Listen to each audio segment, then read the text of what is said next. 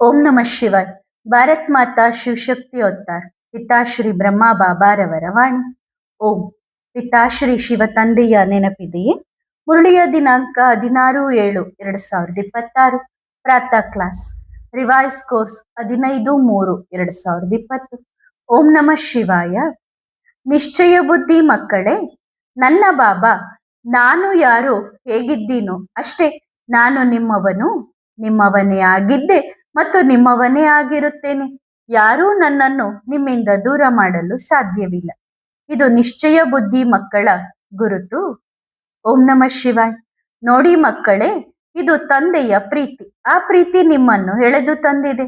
ಇಂತಹ ಪ್ರೀತಿ ಎಲ್ಲಿ ಸಿಗುತ್ತದೆ? ನಿಮಗೆ ಪ್ರೀತಿ ಇದೆ ತಾನೆ? ಈಗ ಹೆಚ್ಚು ಸಮಯವಿಲ್ಲ, ಆದರೆ ಸಮಯ ಬಂದಾಗ ತಂದೆ ಕರೆದುಕೊಳ್ಳುತ್ತಾರೆ. ಅದಕ್ಕಾಗಿ ಟೆನ್ಷನ್ ತೆಗೆದುಕೊಳ್ಳಬೇಡಿ. ಏಕೆಂದರೆ ಜಗತ್ತಿನಲ್ಲಿ ಬೆಂಕಿ ಹತ್ತಿಕೊಂಡಾಗ ಎಲ್ಲಿಗೆ ಬರಬೇಕು? ತಂದೆಯ ಬಳಿ ಬರಬೇಕು ತಾನೆ. ಈಗ ಎಷ್ಟು ಸ್ವಲ್ಪ ಸಮಯವಿದೆಯೋ ವ್ಯವಹಾರವನ್ನು ಮರೆಯುತ್ತಾ ಇರಿ. ಮಕ್ಕಳೇ, ಶಿಕ್ಷಣ ನಡೆಯುತ್ತಲೇ ಇರುತ್ತದೆ ಮತ್ತು ಸಮಯ ಬಂದಾಗ ಭಕ್ತಿ ಮಾರ್ಗದಲ್ಲಿ ತೋರಿಸುತ್ತಾರಲ್ಲವೇ? 4 ಕಡೆ ಹಾಹಾಕಾರ ಉಂಟಾದಾಗ ಕೃಷ್ಣನು ಗೋವರ್ಧನ ಪರ್ವತವನ್ನು ಎತ್ತಿದನು ಮತ್ತು ಎಲ್ಲರೂ ಅದರ ಕೆಳಗೆ ಬಂದರು. ಯಾರಿಗೆ ಪ್ರೀತಿ ಇತ್ತೋ, ನಿಶ್ಚಯ ಇತ್ತು ಮತ್ತು ಯಾರಿಗೆ ನಿಶ್ಚಯ ಇರಲಿಲ್ಲವೋ ಅವರು ಆ ಪರ್ವತದ ಕೆಳಗೆ ಬಂದರು. ಮತ್ತು ಯಾರಿಗೆ ಭಯವಿತ್ತು, ನಾವು ಈ ಪರ್ವತದ ಕೆಳಗೆ ಸಿಲುಕಿ ಸಾಯುತ್ತೇವೆ, ಮುಳುಗಿ ಹೋಗುತ್ತೇವೆ ಎಂದು, ಅವರು ಹೊರಗೆ ಉಳಿದರು ಮತ್ತು ಮುಳುಗಿ ಹೋದರು. ಮತ್ತು ಯಾರಿಗೆ ನಿಶ್ಚಯ ಇತ್ತು, ಬಾಬಾ ನೀವು ನಮ್ಮವರೇ ಆಗಿದ್ದೀರಿ, ಈ ಜೀವನ ನಿಮ್ಮದು, ಬದುಕಿಸುವುದು ಅಥವಾ ಶರೀರ ಬಿಡಿಸುವುದು, ಜೊತೆಯಲ್ಲಿ ಕರೆದೊಯ್ಯುವುದು ಅಥವಾ ಇಲ್ಲಿಯೇ ಇರಿಸುವುದು, ಅದು ನಿಮ್ಮ ಇಚ್ಛೆ. ಆ ನಿಶ್ಚಯ ಬುದ್ಧಿ ಮಕ್ಕಳು ಉಳಿದುಕೊಂಡರು. ಹಾಗಾಗಿ ಮಕ್ಕಳೇ, ನಿಶ್ಚಿಂತರಾಗಿರಿ. ಅಂತಿಮ ಸಮಯ ಅಂತಹದ್ದೇ ಬರುತ್ತದೆ. ಈ ದೊಡ್ಡ ದೊಡ್ಡ ಕಟ್ಟಡಗಳಿವೆ ಅಲ್ಲ, ಅವು ಬೆಂಕಿ ಪೊಟ್ಟಣದಂತೆ ಕೆಳಗೆ ಬೀಳುತ್ತವೆ. ಮತ್ತು ಈ ನೋಟುಗಳಿವೆ ಅಲ್ಲ, ಕಾಗದದ ಚೂರುಗಳು ಹೀಗೆ ಹರಿದು ಎಸೆಯುತ್ತಾರೆ. ಮಕ್ಕಳು ಹೇಳಿದರು, ಬಾಬಾ ಈಗ ಕೊರೋನಾ ವೈರಸ್ ಇಡೀ ಜಗತ್ತನ್ನೇ ನಡುಗಿಸುತ್ತಿದೆ. ಹೌದು, ಇಡೀ ಜಗತ್ತು ನಡುಗುತ್ತಿದೆ. ನಾವು ಮೇಲೆ ಕುಳಿತು ನೋಡುತ್ತಿದ್ದೇವೆ.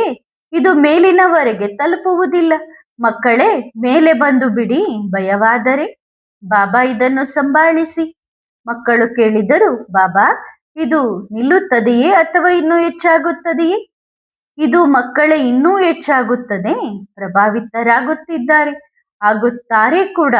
ಆದರೆ 1 ತಿಂಗಳಲ್ಲೇ ಅಷ್ಟು ತೀವ್ರವಾಗಿ ಹೆಚ್ಚಾಗುತ್ತದೆ. ನಿಶ್ಚಯವಿದ್ದರೆ, ತಂದೆ ಜೊತೆಗಿದ್ದರೆ ನಿಶ್ಚಿಂತರಾಗಿರಿ, ನಿಶ್ಚಿಂತ ಚಕ್ರವರ್ತಿಗಳಾಗಿರಿ. ಒಳ್ಳೆಯದು. ಇಲ್ಲಿ ಕುಳಿತಿರುವ ಮಕ್ಕಳಲ್ಲಿ ಪ್ರತಿಯೊಬ್ಬರಲ್ಲೂ ಅಂತಹ ವಿಶೇಷತೆಗಳಿವೆ, ಅಂತಹ ಗುಣಗಳಿವೆ. ನಿಮ್ಮಲ್ಲಿ ಯಾವ ವಿಶೇಷತೆ ಇದೆ ಎಂದು ಯೋಚಿಸಿ. ನಿಮ್ಮಲ್ಲಿ ಕೊರತೆ ಇದೆ ಎಂದು ಯೋಚಿಸಬೇಡಿ. ತಂದೆಯು ಕೇವಲ ನಿಮ್ಮಲ್ಲಿ ವಿಶೇಷತೆಯನ್ನು ನೋಡಿದರು, ಕರ್ಮಗಳ ಆಧಾರದ ಮೇಲೆ ಎಳೆದು ತಂದಿಲ್ಲ. ಪ್ರೀತಿಯಲ್ಲಿ ಮತ್ತು ವಿಶೇಷತೆಗಳ ಆಧಾರದ ಮೇಲೆ ಇಂದು ಪ್ರತಿಯೊಬ್ಬ ಮಗುವು ಇಲ್ಲಿಗೆ ಬಂದಿದೆ. ನಿಮ್ಮ ಮುಂದೆ ಯಾವುದೇ ಕೊರತೆ ದೌರ್ಬಲ್ಯವಿದ್ದರೂ ಅದು ದೊಡ್ಡ ವಿಷಯವಲ್ಲ. ನಿಮ್ಮ ಒಂದು ದೃಢ ಸಂಕಲ್ಪದ ಮುದ್ರೆ ಆ ಕೊರತೆ ದೌರ್ಬಲ್ಯ ತನ್ನ ದಾರಿಯನ್ನು ನೋಡಿಕೊಳ್ಳುತ್ತದೆ. ಏಕೆಂದರೆ ನಿಮ್ಮ ಮೇಲೆ, ತಂದೆಯ ಮೇಲೆ ನಿಶ್ಚಯ ಬುದ್ಧಿ ಇದ್ದರೆ ಈ ಜೀವನವು ಸಂಪೂರ್ಣವಾಗಿದೆ. ಈಗ ಎಲ್ಲಿಗೂ ಹೋಗುವ ಅಗತ್ಯವಿಲ್ಲ. ಈಗ ನೆಲೆ ಸಿಕ್ಕಿದೆ, ಪಡೆದುಕೊಂಡಿದ್ದೀರಿ. ಆದರೆ ಬಹಳ ಒಳ್ಳೆಯದು ಅನಿಸಿತು. ಸಹೋದರರೇ, ಎಲ್ಲೆಡೆ ಸುತ್ತಾಡಿ ಬಂದಿದ್ದೀರಿ. ಇದು ದೊಡ್ಡ ಸಂತೋಷದ ವಿಷಯ. ಏಕೆಂದರೆ ಟ್ರೆಕ್ಕಿಂಗ್ ಇದೆ ಅಲ್ಲ, ಎಲ್ಲೆಡೆ ಟ್ರೆಕ್ಕಿಂಗ್ ಮಾಡಿ ಬಂದಿದ್ದೀರಿ ನೋಡಿ. ಆದರೆ ಎಲ್ಲೋ ಒಂದು ಕಡೆ ಬಾಬನ ಕಾರ್ಯ ನಡೆಯುತ್ತಿದೆ ಎಂದು ಯೋಚಿಸಬೇಡಿ. ಆದರೆ ಈ ವಜ್ರವಿದೆಯಲ್ಲ, ಅದು ಸತ್ಯವಾದ ವಜ್ರ, ಅಪ್ಪಟ ಪವರ್ಫುಲ್ ವಜ್ರ. ಏಕೆಂದರೆ ತಂದೆ ಇದ್ದಾರಲ್ಲ, ಅವರು ಬಹಳ ಪ್ರೀತಿಯವರು. ಇಲ್ಲಿಗೆ ಬಂದು ಮತ್ತೆ ಬೇರೆ ಕಡೆ ಹೋಗಿ ಅನುಭವ ಮಾಡುತ್ತಾರೋ ಅವರು ಮತ್ತೆ ಸುತ್ತಿ ಇಲ್ಲೇ ಬರುತ್ತಾರೆ. ಸಹೋದರರೇ, ಇದೇ ಸತ್ಯ. ನಾವು ಎಲ್ಲಿ ಅಲೆದಾಡುತ್ತಿದ್ದೇವೋ, ನಮ್ಮ ಬುದ್ಧಿ ಹೇಗೆ ಭ್ರಷ್ಟವಾಗಿತ್ತು, ನಮ್ಮ ಬಾಬಾ ಕೂಡ ಗೋಲ್ ಮತ್ತು ನಾವು ಕೂಡ ನಮಗೂ ಹೇಳುತ್ತಾರೆ ಗೋಲ್ ಆಗಿ ಬನ್ನಿ ಎಂದು, ಅಂದರೆ ದುಂಡಗಾಗಿ ರೌಂಡ್ ರೌಂಡ್ ಬನ್ನಿ. ವಾ ಮಕ್ಕಳೇ ವಾ, ಭೋಲಾನಾಥನ ಭೋಲಾ ಭಂಡಾರಿಯ ಭೋಲಾ ಮಕ್ಕಳು. ನೋಡಿ ಮಕ್ಕಳೇ, ಪ್ರತಿಯೊಂದು ಮಗು ತಂದೆಯನ್ನು ಮೊದಲೇ ಭೇಟಿಯಾಗಿದೆ ಮತ್ತು ನೀವು ಕೂಡ ತಂದೆಯನ್ನು ಮೊದಲೇ ಭೇಟಿಯಾಗಿದ್ದೀರಿ, ಜೊತೆಯಲ್ಲಿದ್ದೀರಿ. ಹಾಗಾಗಿ ನಶೆಯಲ್ಲಿರಿ, ಖುಷಿಯಲ್ಲಿರಿ, ಟೆನ್ಷನ್ ನಲ್ಲಿ ಇರಬೇಡಿ.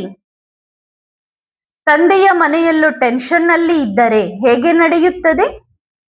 ಮಕ್ಕಳ ಪ್ರಶ್ನೆಗಳಿಗೆ ಪಿತಾಶ್ರೀ ಬ್ರಹ್ಮ ಬಾಬಾರವರ ಉತ್ತರ. ಪ್ರಶ್ನೆ: ಬಾಬಾ, ಮುಂದೆ ಸೇವೆ ಹೇಗೆ ಮಾಡುವುದು?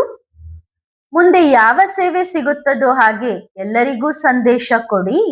ನಿಮಗೆ ಗೊತ್ತಿದೆಯೇ ನೀವು ಯಾರ ಮಕ್ಕಳು? ಭಗವಂತನ ಮಕ್ಕಳು. ನೀವು ಭಗವಂತನನ್ನು ಭೇಟಿಯಾದರೆ ಕಾಯಿಲೆಯಿಂದ ಮುಕ್ತರಾಗುತ್ತೀರಿ. ಮಕ್ಕಳೇ, ಪ್ರತಿಯೊಂದು ಸ್ಥಳದಲ್ಲಿ ಬರೆಸಿ, ನನ್ನ ಬಾಬಾ ಬಂದಿದ್ದಾರೆ. ಸೇವೆ ಹೀಗೆ ಮುಂದೆ ನಡೆಯುತ್ತದೆ. ಆದರೆ ಮಧ್ಯ ಮಧ್ಯದಲ್ಲಿ ನಿಮಗೆ ನಿರ್ದೇಶನಗಳು ಸಿಗುತ್ತಲೇ ಇರುತ್ತವೆ. ಎಲ್ಲೆಲ್ಲಿದ್ದೀರೋ ಅಲ್ಲಿ ಸೇವೆ ಮಾಡಿರಿ. ಮಕ್ಕಳು ಬಾಬನಿಗೆ ಮತ್ತೊಂದು ಪ್ರಶ್ನೆ ಕೇಳಿದರು. ಬಾಬಾ, ಇಂದು ಶಿವಬಾಬಾ ಬರುತ್ತಾರಾ? ಒಳ್ಳೆಯದು, ಭೇಟಿಯಾಗೋಣ. ಅರೆ ವಾ, ಬಾಬಾರನ್ನು ಕೇಳಿ ಹೇಳುತ್ತೇನೆ. ಮತ್ತೊಂದು ಪ್ರಶ್ನೆ ಕೇಳಿದರು. ಪುನರ್ಜನ್ಮವು ತನ್ನ ಲೆಕ್ಕಾಚಾರದಂತೆ ಆಗುತ್ತದೆಯೇ ಅಥವಾ ಆತ್ಮವೇ ಸ್ವತಃ ನಿರ್ಧರಿಸುತ್ತದೆಯೇ? ಕರ್ಮದ ಆಧಾರದ ಮೇಲೆ ಪುನರ್ಜನ್ಮವಾಗುತ್ತದೆ. ನಿಮಗೆ ಯಾವ ಜನ್ಮ ಸಿಗುತ್ತದೆ ಎಂದು ನಿಮ್ಮ ಕರ್ಮ ನಿರ್ಧರಿಸುತ್ತದೆ. ಅಂತಿಮ ಸಮಯದಲ್ಲಿ ನಾವೆಲ್ಲರೂ ಹೋಗುವಾಗ ನಮ್ಮ ಪೂರ್ಣ ಖಾತೆ, ಲೆಕ್ಕದ ಖಾತೆ ಸಂಪೂರ್ಣ ಕ್ಲೀನ್ ಮಾಡಿಕೊಂಡೇ ಮೇಲೆ ಹೋಗುತ್ತೇವೆ. ಮತ್ತೆ ಇಲ್ಲಿ ಬಂದು ಕರ್ಮದ ಅನುಸಾರ ನಿರ್ಧಾರವಾಗುತ್ತದೆ. ಮಕ್ಕಳೇ, ನೀವು ಸತ್ಯಯುಗದಲ್ಲಿ ಮಹಾರಾಜರಾಗುತ್ತೀರಿ, ರಾಜರಾಗುತ್ತೀರಿ. ನಂತರ ದ್ವಾಪರ ಯುಗದಲ್ಲಿ ಯಾವ ಹೊಸ ಆತ್ಮಗಳು ಬರುತ್ತವೆಯೋ ಅವು ರಾಜರಾಗುತ್ತವೆ ಮತ್ತು ನೀವು ಅವರ ಮಂತ್ರಿಗಳಾಗುತ್ತೀರಿ. ನಂತರವೂ ಸೃಷ್ಟಿಯು ನಿಮ್ಮಿಂದಲೇ ನಡೆಯುತ್ತದೆ. ಅಂದರೆ ನಾವು ಮಕ್ಕಳು ಸಂಪೂರ್ಣ 5,000 ವರ್ಷಗಳ ಪಾತ್ರವನ್ನು ಅಭಿನಯಿಸುತ್ತೇವೆ. ಅದಕ್ಕಾಗಿಯೇ ಡ್ರಾಮಾ ಇದೆಯಲ್ಲ, ಅದು ಬಹಳ ಅದ್ಭುತವಾಗಿದೆ.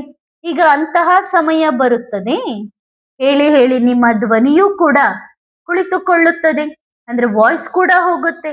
ಅಷ್ಟು ಸೇವೆ ಮಾಡಿದ್ದೀರಿ, ಅಷ್ಟು ಮಕ್ಕಳಿಗೆ ಬಾಬನ ಪರಿಚಯ ನೀಡಿದ್ದೀರಿ. ಆದರೂ ಇದು ಅಂತಿಮ ಜನ್ಮ. ಮೂಳೆ ಮೂಳೆಯನ್ನು ಸ್ವಾಹ ಮಾಡಬೇಕು. ಈಗ ಕೇವಲ ಸೇವೆ ಮಾಡಿ, ನೆನಪು ಮಾಡಿ, ಸಕಾಶ್ ಕೊಡಿ. ನೋಡಿರಿ, ತಿನ್ನುವುದಕ್ಕಾಗಿ ಬದುಕಬೇಡಿ, ಬದುಕುವುದಕ್ಕಾಗಿ ತಿನ್ನಿರಿ. ಮತ್ತೊಂದು ಪ್ರಶ್ನೆಯನ್ನ ಮಕ್ಕಳು ಬಾಬನಿಗೆ ಕೇಳಿದ್ರು. ಬಾಬಾ, ಈಗ ಎಷ್ಟು ಅವಲಂಬಿತರಾಗಿದ್ದೇವೆ ಎಂದರೆ ಒಂದು ದಿನ ಕರೆಂಟ್ ಇಲ್ಲದಿದ್ದರೆ ಜಗತ್ತು ನಡೆಯುವುದಿಲ್ಲ. ಆಗ ಏನಾಗುತ್ತದೆ ಅಂದ್ರೆ ಇಷ್ಟ್ರ ಮಟ್ಟಿಗೆ ನಾವ್ ಈ ಕರೆಂಟಿಗೆ ವಶ ಆಗಿದ್ದೀವಿ. ಕರೆಂಟ್ ಇಲ್ಲ ಅಂದ್ರೆ ಏನಾಗತ್ತೆ? ಬಾಬಾ ಅದಕ್ಕೆ ಉತ್ತರ ಹೇಳುತ್ತಿದ್ದಾರೆ. ಆಗ ಆ ಮಕ್ಕಳು ನಿಮ್ಮ ಬಳಿ ಬರುತ್ತಾರೆ ಮತ್ತು ಹೇಳುತ್ತಾರೆ, ಇದು ನೋಡಿ, ನಾವು ನಿಮಗೆ ಇಷ್ಟು ಚಿನ್ನ ಕೊಡುತ್ತೇವೆ, ನೀವು ನಮಗೆ ಕೇವಲ 1 ನಿಮಿಷದ ಶಾಂತಿ ಕೊಡಿ ಎಂದು. ನಿಮ್ಮ ಬಳಿ ಹಣವಿಲ್ಲ ಎಂದು ಧನ್ಯವಾದ ಅರ್ಪಿಸಿ. ಯಾರ ಬಳಿ ಇದೆಯೋ ಅವರಿಗೆ ದೊಡ್ಡ ಟೆನ್ಷನ್ ಇರುತ್ತದೆ. ಇವತ್ತಯ್ಯೋ ನಮ್ಮ ಹತ್ರ ಹಣ ಇಲ್ಲ, ಹಣ ಇಲ್ಲ, ಹಣ ಇಲ್ಲ ಅನ್ನೋರು ಧನ್ಯವಾದ ಹೇಳ್ರಿ ಭಗವಂತನಿಗೆ. ಯಾಕಂದ್ರೆ ಮುಂದಿನ ದಿನಗಳಲ್ಲಿ ನಿಮಗ್ ಟೆನ್ಷನ್ ಇಲ್ಲ. ಹಣ ಇರೋರಿಗೆ ಬಹಳ ದೊಡ್ಡ ಟೆನ್ಷನ್ ಇದೆ. ಆದರೆ ಯಾರು ತಂದೆಯ ಮೇಲೆ ನಿಶ್ಚಯ ಬುದ್ಧಿ ಹೊಂದಿದ್ದಾರೋ ಅವರಿಗೆ ಟೆನ್ಷನ್ ಇರುವುದಿಲ್ಲ. ಈಗೀಗ ಸಂಪಾದಿಸುವುದು, ಈಗೀಗ ತಾಜಾ ತಿನ್ನುವುದು ಮತ್ತು ಖುಷಿ ಪಡುವುದು. ಪ್ರಶ್ನೆ: ಬಾಬಾ, ಬ್ರಾಹ್ಮಣ ಮಕ್ಕಳು ಸಂಗ್ರಹಿಸಿಟ್ಟಿರುವುದು ಎಲ್ಲವೂ ಮುಳುಗಿ ಹೋಗುತ್ತದೆಯೇ? ಬಾಬಾ ಅದಕ್ಕೆ ಉತ್ತರ ಹೇಳುತ್ತಿದ್ದಾರೆ. ಅಂತಹ ಒಂದು ಸಮಯ ಬರಲಿದೆ, ಆಗ ಏನೂ ಸಿಗುವುದಿಲ್ಲ. ಭಗವಂತ ಬಂದಿದ್ದಾನೆ ಎಂದು ನಂಬದ ಎಷ್ಟೋ ಮಕ್ಕಳಿದ್ದಾರೆ. ಎಲ್ಲರೂ ಸಿಸ್ಟಮ್ಗೆ ಬದ್ಧರಾಗಿದ್ದಾರೆ. ತಂದೆ ಒತ್ತಡದಲ್ಲಿ ಇರುವುದಿಲ್ಲ. ತಂದೆಯನ್ನು ನೀವು ಪ್ರೀತಿಯ ವಲಯದಲ್ಲಿ ಬಂಧಿಸಬಹುದು. ಅಂದ್ರೆ ಬಾಬನನ್ನ ಪ್ರೀತಿಯಿಂದ ಬಂಧಿಸಬಹುದೇ ಹೊರತು ಒತ್ತಡ ಹಾಕಿ ಹಿಡಿತೀವಿ ಅಂದ್ರೆ ಬಾಬನನ್ನ ಹಿಡಿಲಿಕ್ಕೆ ಸಾಧ್ಯ ಇಲ್ಲ. ಎಲ್ಲಿ ಅವರನ್ನು ಒತ್ತಡಕ್ಕೆ ಹಾಕಲು ಪ್ರಯತ್ನಿಸುತ್ತೀರೋ ಅಲ್ಲಿಂದ ಅವರು ಜಾರಿ ಹೋಗುತ್ತಾರೆ. ಏನು ಮಾಡುತ್ತೀರಿ? No tension. ಮಕ್ಕಳು ಬಾಬನಿಗೆ ಮತ್ತೊಂದು ಪ್ರಶ್ನೆ ಕೇಳುತ್ತಿದ್ದಾರೆ. ಬಾಬಾ, ಈಗ ಸುಮಾರು 800 ಕೋಟಿ ಆತ್ಮಗಳಾಗಿವೆ. ಎಲ್ಲರಿಗೂ ಕೊನೆಯಲ್ಲಿ ಮುಕ್ತಿ ಸಿಗುತ್ತದೆಯೇ? ಉತ್ತರ: ಮಕ್ಕಳೇ, ಹೊರಗಿನ ಜಗತ್ತಿನಲ್ಲಿ ವಿದೇಶದಲ್ಲಿ ಏನಾಗುತ್ತದೆ, ಒಂದು ಬಾಂಬ್ ಎಸೆದರೆ ಇಡೀ ದೇಶವೇ ಸಮಾಪ್ತಿ. ಅಂತಹ ಬಾಂಬ್ಸ್ಗಳು ತಯಾರಾಗಿವೆ. ಮಕ್ಕಳ ಬಾಬನಿಗೆ ಪ್ರಶ್ನೆ ಕೇಳುತ್ತಿದ್ದಾರೆ, ಬಾಬಾ ಪವಿತ್ರರಾಗದೆ ಮೇಲೆ ಹೋಗಲು ಸಾಧ್ಯವಿಲ್ಲ ತಾನೆ? ಬಾಬಾ ಅದಕ್ಕೆ ಉತ್ತರ ಹೇಳುತ್ತಿದ್ದಾರೆ, ಹೌದು, ಸೂಕ್ಷ್ಮವತನದಲ್ಲಿ ಕುಳಿತು ಪವಿತ್ರರಾಗುತ್ತಾರೆ. ಪರಮಧಾಮಕ್ಕೆ ಪವಿತ್ರರಾಗದೆ ಹೋಗಲು ಸಾಧ್ಯವಿಲ್ಲ. ಹಾಗಾಗಿ ಸೂಕ್ಷ್ಮವತನದಲ್ಲಿ ಕುಳಿತುಕೊಳ್ಳುತ್ತೀರಿ, ಎಲ್ಲರದ್ದು ಒಟ್ಟಿಗೆ ಲೆಕ್ಕಾಚಾರ ನಡೆಯುತ್ತದೆ.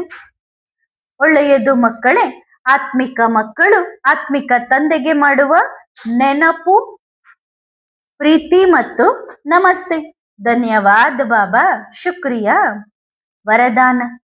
ವರದಾನಿ ಮೂರ್ತಿ ಭವ. ಮಕ್ಕಳೇ, ನೀವು ತಂದೆಯ ಸಮಾನ ವರದಾನಿಯಾಗಿದ್ದೀರಿ. ತಂದೆಯು ಯಾರ ದೌರ್ಬಲ್ಯವನ್ನು ಮನಸ್ಸಿನಲ್ಲಿ ಇಟ್ಟುಕೊಳ್ಳುವುದಿಲ್ಲ, ಬದಲಾಗಿ ದಿಲಾರಾಮನಾಗಿ ಮನಸ್ಸಿಗೆ ಆರಾಮನ್ನು ಕೊಡುತ್ತಾರೆ. ಹಾಗೆಯೇ ತಂದೆಯ ಸಮಾನ ವರದಾನಿ ಮಕ್ಕಳು ಕೂಡ ಯಾರ ದೌರ್ಬಲ್ಯವನ್ನು ನೋಡಬಾರದು, ಬಾಯಿಂದ ಎಂದಿಗೂ ಯಾರ ದೌರ್ಬಲ್ಯವನ್ನು ವರ್ಣಿಸಬಾರದು, ವಿಶೇಷತೆಯನ್ನೇ ವರ್ಣಿಸಬೇಕು. ವರದಾನಿಗಳು ಸದಾ ಎಲ್ಲರ ಮೇಲೆ ಕರುಣಾಮಯಿಗಳಾಗಿರುತ್ತಾರೆ. ಹಾಗಾಗಿ ತಂದೆಯ ಸಮಾನರಾಗಿ ಪ್ರತಿಯೊಬ್ಬರ ಮನಸ್ಸಿಗೆ ವಿಶ್ರಾಂತಿಯನ್ನು ಕೊಡಿ. ಆಗ ಎಲ್ಲರೂ ನಿಮ್ಮ ಗುಣಗಾನ ಮಾಡುತ್ತಾರೆ. ಒಳ್ಳೆಯದು ಮಕ್ಕಳೇ. ಓಂ ನಮಃ ಶಿವಾಯ.